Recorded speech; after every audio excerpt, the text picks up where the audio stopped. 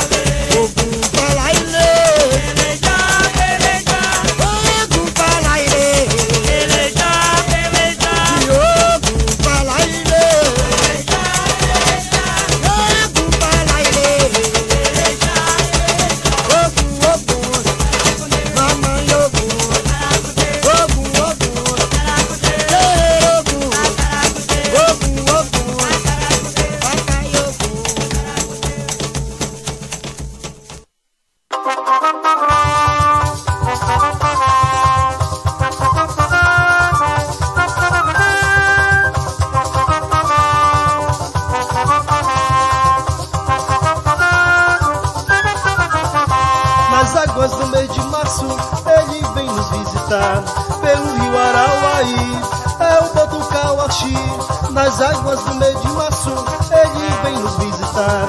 Pelo rio Arauaí, é o Botucauaxi. Ele fez o seu bailado no compasso da canção. Carimbo, heretica, bate forte o coração. Ele fez o seu bailado no compasso da canção. Carimbo, heretica, bate forte o coração.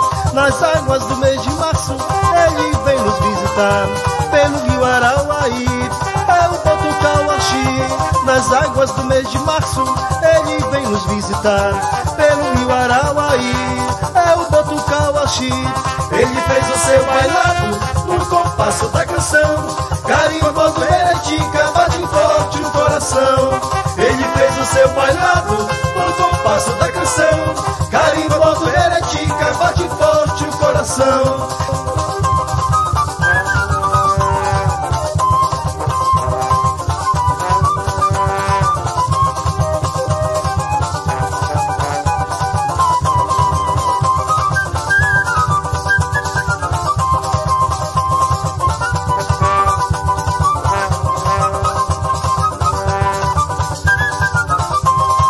Fez o seu bailado no compasso da canção. Carimbo, heretica, bate forte o coração. Ele fez o seu bailado no compasso da canção. Carimbo, heretica, bate forte o coração. Nas águas do mês de março, ele vem nos visitar. Pelo rio Arauaí, é o Botucauaxi. Nas águas do mês de março, ele vem nos visitar. Pelo rio Arauaí, é o Botucauaxi. Ele fez o seu bailado no compasso da canção.